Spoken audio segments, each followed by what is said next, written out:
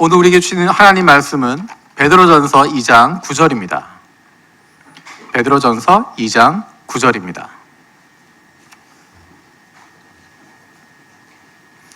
우리 한 목소리로 같이 읽겠습니다. 시작.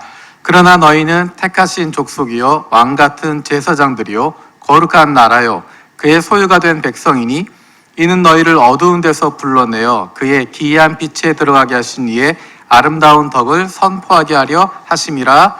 아멘. 우리가 날마다 하나님께 찬양을 드립니다. 찬양을 드리는데 그 찬양들의 많은 가사들이 성경에서 따왔습니다. 성경에서 많이 가사를 따오게 됐습니다. 오늘 불렀던 찬양들도 성경에서 많은 가사를 가져오게 됩니다. 아무래도 그 가운데 시편에서 온 찬양들이 제일 많습니다. 여러분 혹시 이게 시편 몇 편인지 맞출 수 있겠습니까? 여호와 우리 주여 주의 이름이 온 땅에 어찌 그리 아름다운지요. 시편 8편에서 온 찬양입니다. 여호와는 나의 목자시니 내게 부족함이 없으리로다. 시편 23편. 하나님의 음성을 듣고자 기도하면. 시편 40편. 아침에 주의 인자하심을. 시편 난이도가 올라갔습니다. 92편. 내가 산을 향하여 눈을 들리라 나의 도움이 어디서 올까. 시편 121편. 굉장히 어려워졌습니다. 좀 더 어려운 거. 너의 하나님 여호와가 너의 가운데 계시니 그는 전능자 그가 너로 인하여 기쁨을 이기지 못하리라. 스바냐 3장 17절. 난이도가 굉장히 낮은 걸로 가겠습니다. 먼저 그의 나라와 그의 의를 구하라. 마태복음 거기. 마태복음 6장 33절. 요한의 아들 시몬아 네가 다른 사람들보다 나를 더 사랑하느냐 하고 주님 물으셨네. 요한복음 21장 15절에서 17절 나와 있는 내용입니다. 성경에 나와 있는 여러 구절들이 또 찬양으로 나와 있습니다. 조금 전에도 우리가 불렀지만 우리가 그렇게 부르는 찬양 가운데 많이 부르는 찬양 중에 하나가 축복송이라고 하는 찬양입니다. 가사는 어떤지 모르겠지만 우선 전주가 나오면 때로는 너의 앞에 그러면 나도 모르게 손이 올라가야 될 것 같고 별로 친하지도 않았는데 옆에 사람을 이렇게 그윽히 쳐다봐야 될 것 같은 그런 부담감을 주는 찬양의 축복송입니다. 때로는 너의 앞에 어려움과 아픔이 있지만 담대하게 주를 바라보는 너의 영혼. 2절 가사는 좀 더 어렵습니다. 너는 택한 족속이요 왕 같은 제사장이며 거룩한 나라 하나님의 소유된 백성. 가사가 어떤 건지 잘 모르겠지만 어쨌든 다른 사람을 축복하고 다른 사람을 함께 할 수 있는 이제 그런 찬양으로 그런 마음들을 갖게 됩니다. 우리 이 말씀이 바로 오늘의 본문에 읽었던 베드로전서 2장 9절에 나와 있는 말씀입니다. 우리 세 번역으로 같이 읽어보겠습니다. 베드로전서 2장 9절 시작. 그러나 여러분은 택하심을 받은 족속이요 왕과 같은 제사장들이요 거룩한 민족이요 하나님의 소유가 된 백성입니다.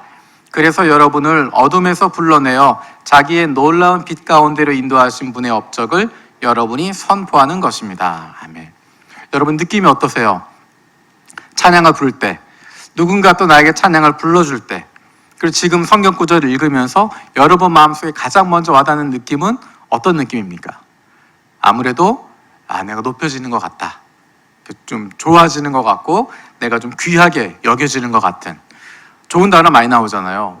택하심을 받은 왕, 제사장, 거룩한 하나님 소유 좋은 이야기들 쭉 나오면서 뭔가 기분이 좋은 뭔가 좋은 의미인 것 같은 그런 생각들을 하게 됩니다. 이 구절 중에 어떤 단어가 가장 마음에 와 닿으세요?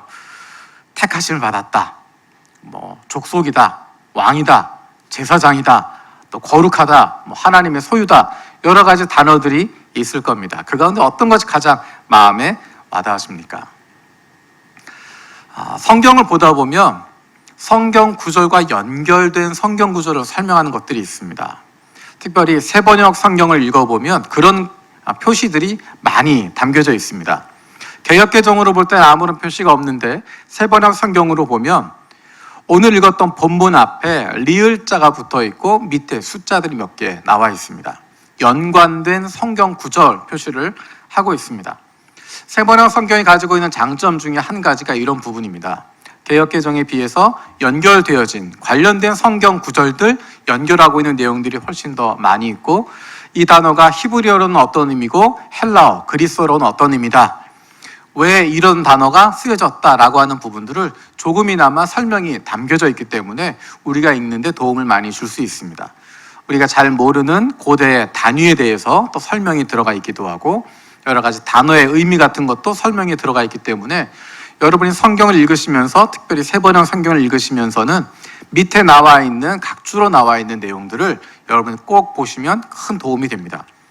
오늘 본문을 보면 본문 앞에 세 가지의 성경 구절이 연결되어 있다라고 표시가 되어 있습니다. 이사야 43장 20절, 출애굽기 19장 5절 6절, 이사야 43장 21절 되어 있습니다. 이 구절들을 살펴보면서 우리가 찬양했던, 우리가 축복했던, 우리가 이야기했던 이 베드로전서 2장 9절이 가지고 있는 의미가 어떤 것인지를 다시 한번 살펴보면 좋겠습니다. 먼저 이사야 43장 20절 말씀을 같이 보도록 하겠습니다. 같이 읽겠습니다. 시작. 들짐승들도 나를 공경할 것이다. 이리와 타조도 나를 찬양할 것이다. 내가 택한 내 백성에게 물을 마시게 하려고 광야에 물을 대고 사막에 강을 내었기 때문이다.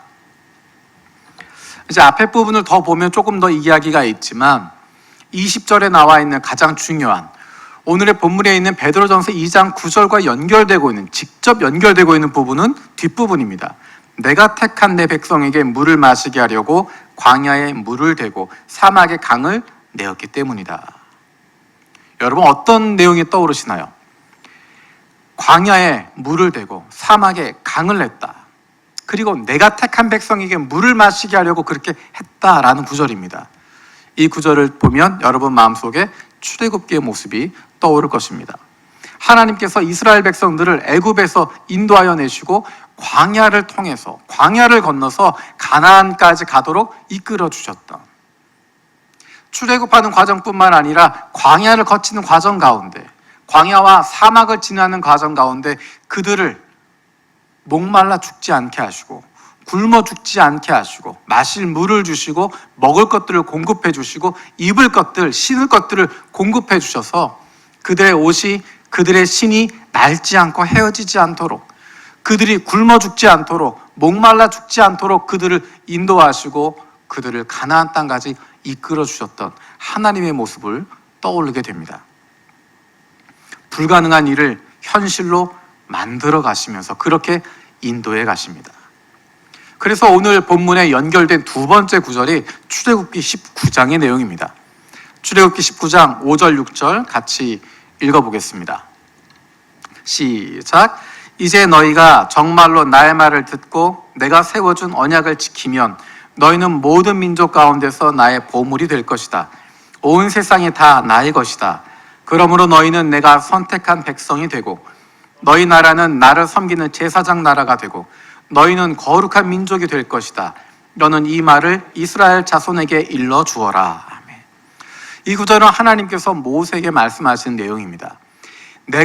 하나님께서 왜 이스라엘 백성들을 출애굽시키셨는지, 왜 그들을 가나안 땅으로 보내시려고 하는지, 왜 그들을 하나님의 백성으로 삼으셨는지 그 이유를 설명해 주시는 구절입니다. 왜 내가 너희를 구해냈다. 너희는 앞으로 어떻게 될 것이다. 너희는 나의 보물이 될 것이다. 온 세상이 다 하나님의 것이기 때문에.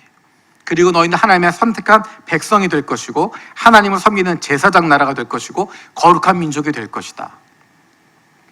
이스라엘 자손에게 약속하셨던 이 말씀, 이 출애굽기의 이 말씀이 오늘 우리가 읽었던 베드로전서 2장 9절에 그대로 나와 있는 내용입니다. 그러니까 하나님께서 이스라엘 자손, 아브라함의 자손들에게 주셨던 이 약속, 이 언약의 말씀이 오늘날 베드로전서 2장 9절을 통해서 교회 가운데 있는 예수 그리스도로 말미암아 이스라엘 자손 되어지는, 예수 그리스도로 말미암아 아브라함의 자손이 되고 하나님 나라 백성이 되어진 우리에게 주어지는 언약인 것입니다. 오늘 말씀과 연결된 세 번째 구절은 이사야 43장 21절입니다. 우리 같이 한번 읽어보겠습니다. 시작. 이 백성은 나를 위하라고 내가 지은 백성이다. 그들이 나를 찬양할 것이다. 이 구절은 제가 찬양에 대한 공부를 할 때 처음 접했던 구절입니다.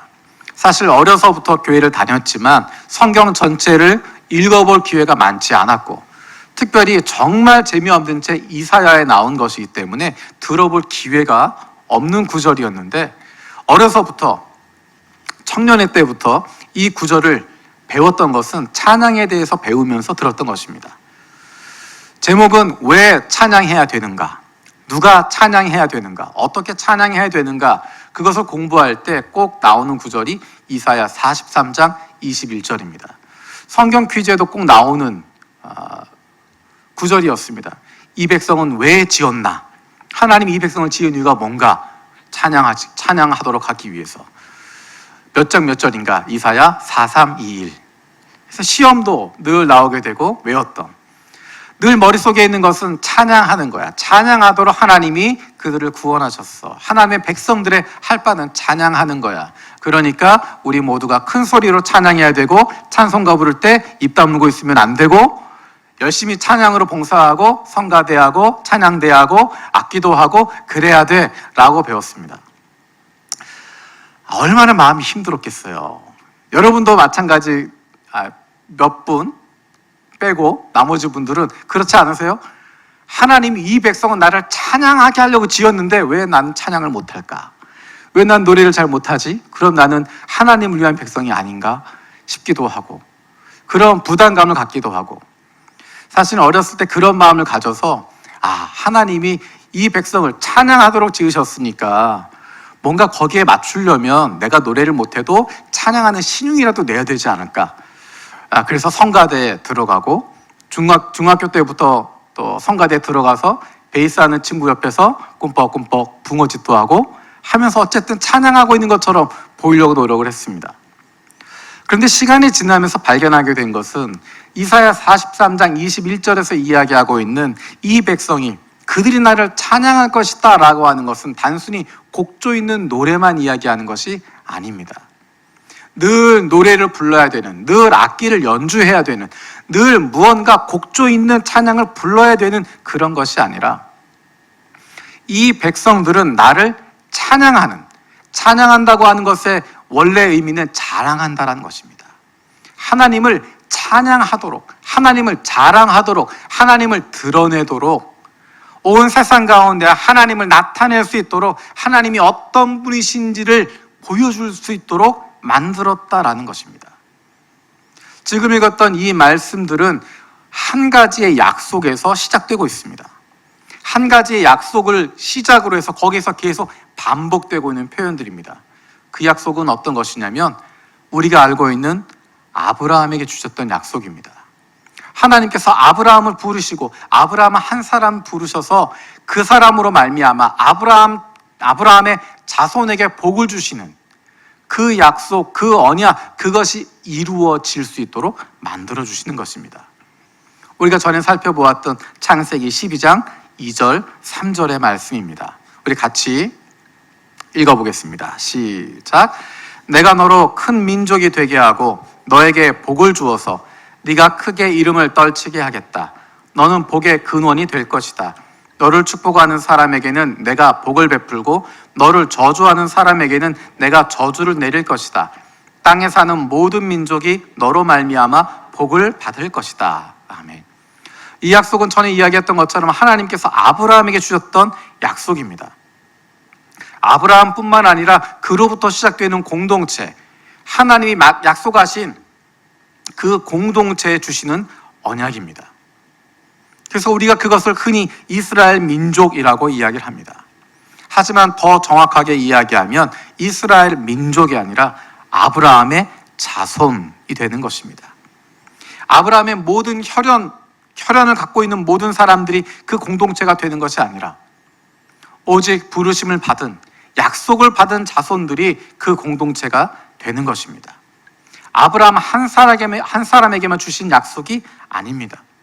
아브라함, 네가 부자가 되고 네가 강건해지고 네가 불로장생하게 되고 네가 모든 것을 성취하게 될 거야. 세상에서 가장 부자가 되고 가장 지혜로워지고 가장 높은 이름을 얻게 될 거야 라고 약속하시는 것이 아니라 아브라함, 너의 자손들에 대한 약속을 하고 있습니다. 아브라함, 너로부터 시작된 아브라함의 자손들이 누리게 될 복을 이야기하고 있는 것이고 그 공동체에게 주시는 약속입니다.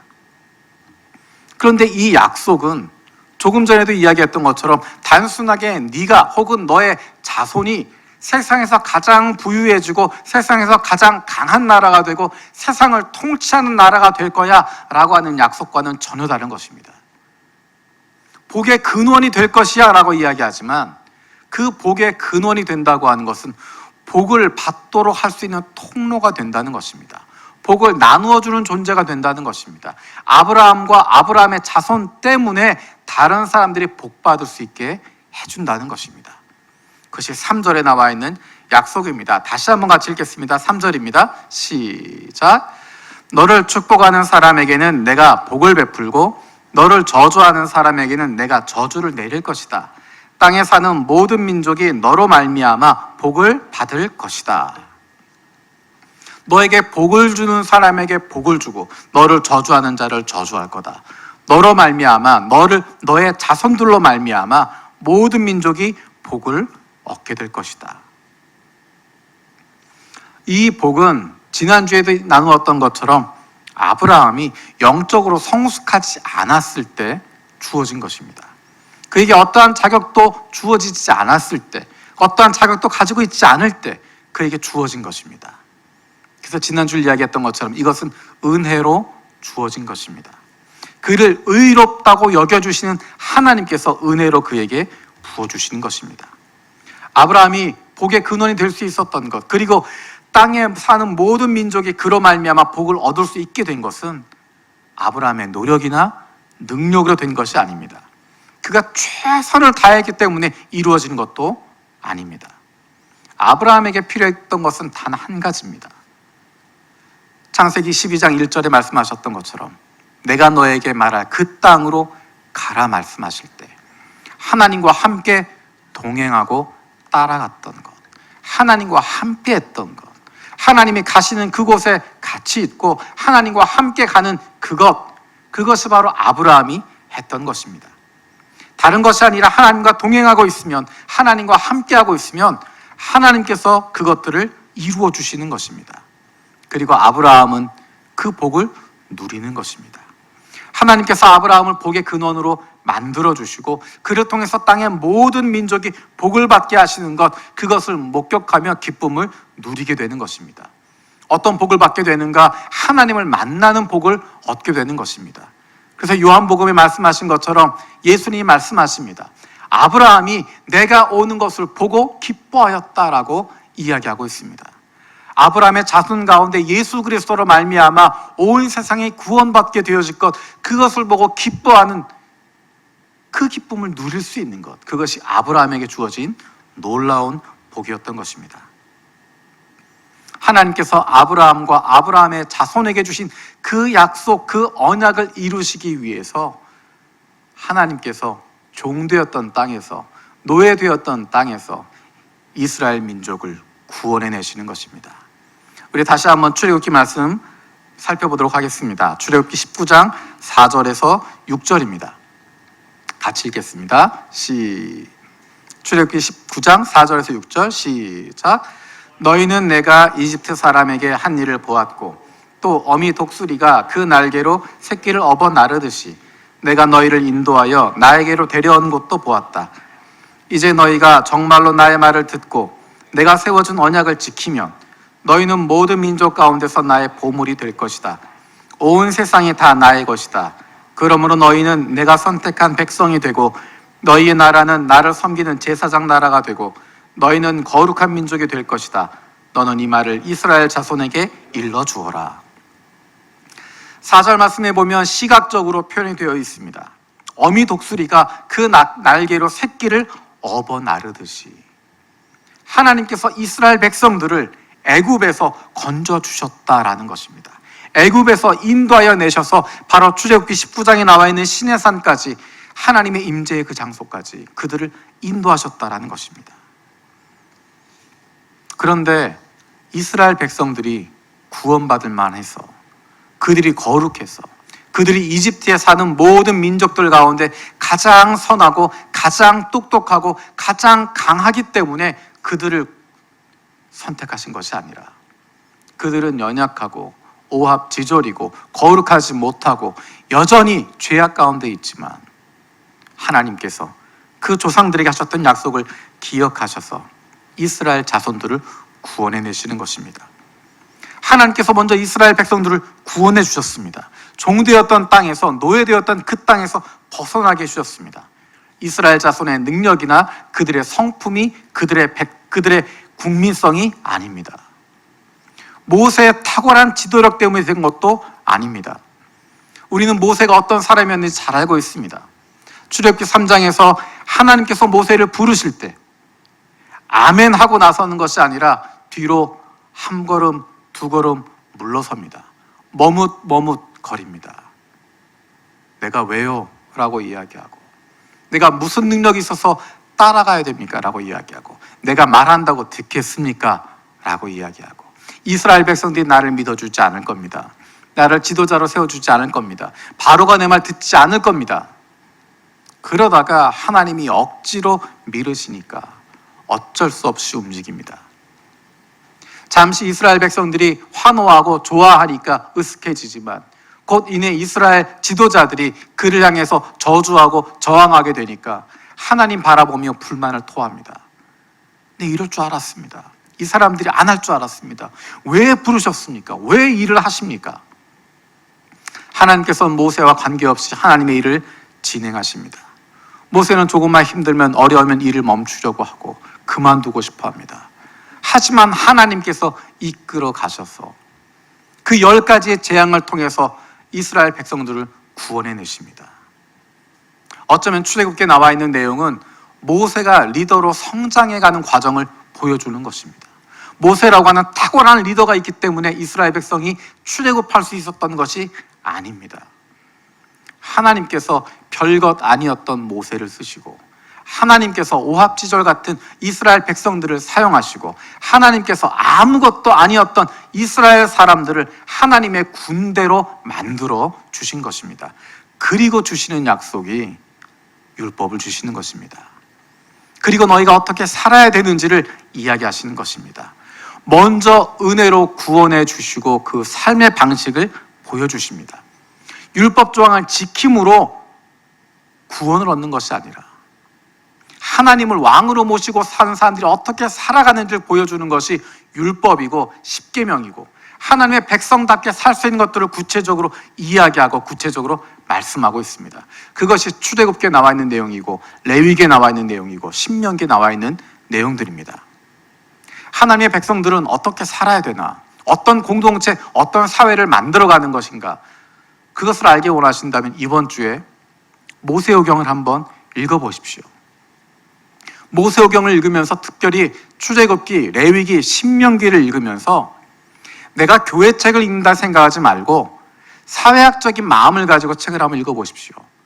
정치적인 생각을 가지고, 경제적인 관점을 가지고 출애굽기의 율법들, 레위기에 나와 있는 조항들, 신명기에 나와 있는 내용들을 사회적인 관점을 가지고, 정치적인 관점을 가지고, 경제적인 생각을 가지고 그 구절들을 한번 살펴보십시오.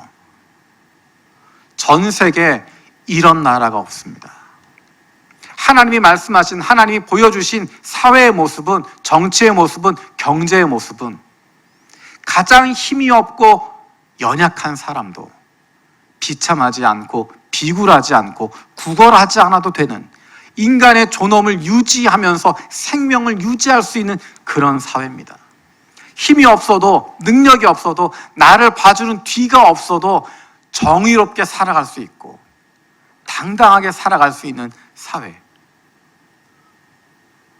부모가 돈이 많아서 그 돈으로 금수저를 누리며 살아가지 않아도, 내가 가진 것 아무것도 없어도 평등하게 살아갈 수 있고, 권력을 가졌다고 다른 사람 위에 군림하지 않게 되어지는, 가장 아름답고 가장 공평한 사회, 가장 정의로운 사회, 가장 행복한 사회, 누구나 행복할 수 있는 거짓말 같은 사회, 그것이 바로 율법이 보여주고 있는, 레위기가 보여주고 있고 신명기가 보여주고 있는 사회의 모습입니다. 그것이 바로 우리가 잘 알고 있는 예수님이 말씀하신 산상수훈에서 보여주고 있는 그 모습이 바로 율법을 통해서 완성되어지는, 모세오경을 통해서 완성되어질 수 있는 하나님 나라의 모습, 하나님 나라 백성들의 삶의 모습입니다. 하나님은 이스라엘 자손을, 아브라함의 자손들을 제사장 나라로 삼으셨습니다. 제사장 나라는 어떤 역할을 하는 것인가? 다른 민족들을 하나님께 나아갈 수 있도록 하는 것입니다. 다른 민족들과 하나님 사이에 서는 존재입니다. 나만 구원받은 것이 아니라, 나만 예배하는 사람이 아니라 다른 민족들이 하나님께 나아갈 수 있도록, 하나님께 예배할 수 있도록, 하나님을 만날 수 있도록 이끌어주는 존재, 그 역할을 감당하는 것이 바로 제사장 나라의 역할입니다. 거룩한 민족이 어떤 것입니까? 우리만 특별하다, 우리는 똑똑하고 우리는 우월하니까 우리만 살아남아야 된다, 그것이 아니라 거룩하다고 하는 것은 구별되었다는 것이고 세상과 다른 모습을 보여주는 것입니다. 세상의 나라는 힘이 다스리고 있지만, 돈이 다스리고 있지만,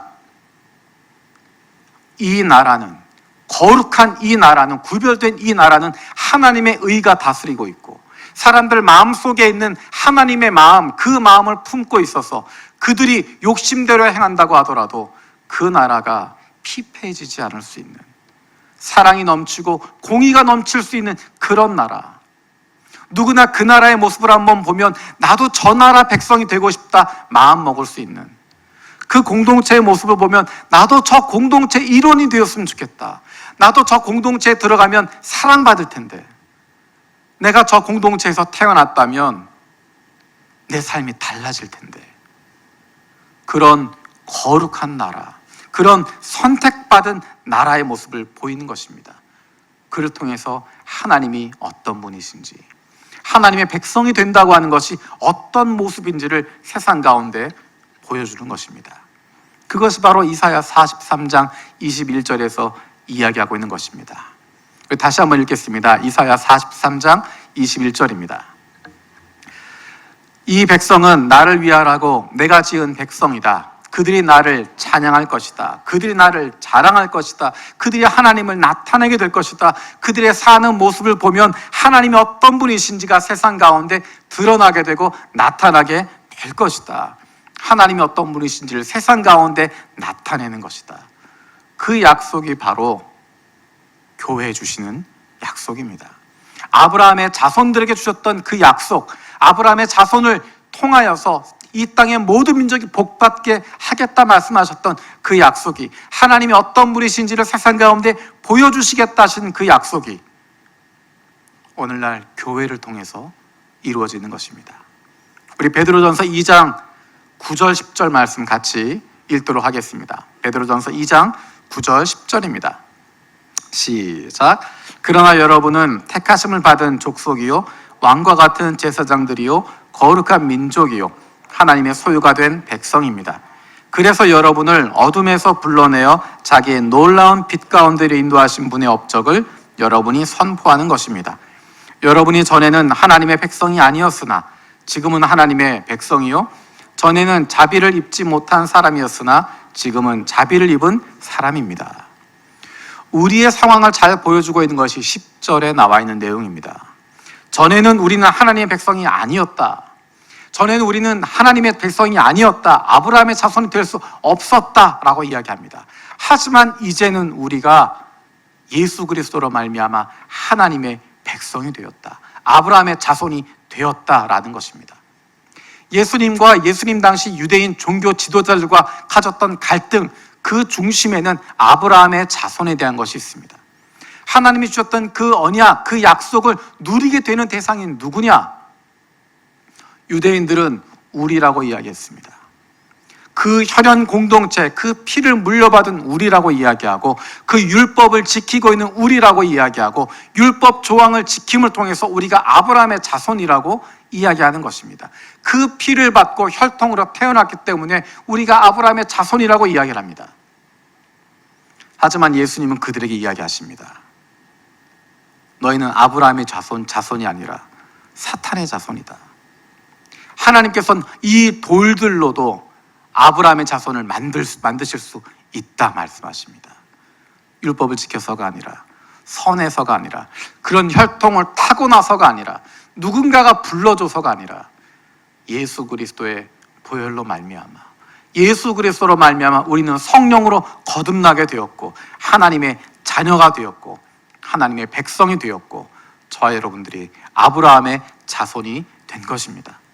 전에는 자비를 입지 못했던 사람이었지만, 죽을 수밖에 없는 존재들이었지만, 이제는 하나님의 자비하심을 입은 사람이 되었습니다. 그래서 우리는 하나님을 닮아가는 사람들이고, 그래서 아브라함에게 주신 그 복을 누리는 사람들이고, 그 언약을 지키는, 언약 가운데 있는 사람들입니다. 우리를 어둠에서 불러내어 하나님의 놀라운 빛 가운데 들어가게 하신 그 하나님, 그분이 어떤 분이신지를 우리가 선포하는 것입니다. 우리가 자랑하는 것입니다. 우리가 찬양하는 것입니다. 우리가 그렇게 살아감을 통해서, 하나님의 자녀로 살아가는 것을 통해서, 하나님의 백성으로 살아가는 것을 통해서, 우리가 살고 있는 바로 그 자리를 통하여서 이 땅의 모든 민족이 하나님을 만나게 되는, 하나님과 함께하는 복을 얻게 되는 것입니다. 우리를 통해서 세상은 하나님을 만나게 됩니다. 우리 교회를 통해서 세상은 하나님의 공동체를 발견하는 것이고, 우리를 통해서 하나님께서 아브라함에게 줬던 그 약속이 이루어지게 되는 것입니다. 예수님께서 제자들에게 기도를 가르쳐 주십니다. 그 가운데 이렇게 이야기하십니다. 나라가 임하시오며 뜻이 하늘에서 이루어진 것 같이 땅에서도 이루어지이다. 아브라함에게 줬던 그 소명, 그것이 바로 아브라함의 자손들인 교회에게 주어진 것입니다. 내가 구원받는 것, 거기에서 끝나는 것이 아니라 우리에게 주시는 소명이 있습니다. 이 땅 위에서 하나님의 자녀로서, 하나님의 백성으로 살아가면서 하나님을 세상 가운데 드러내고 선포하고 자랑하고 찬양하는 것입니다. 그 빛을 드러내는 것입니다.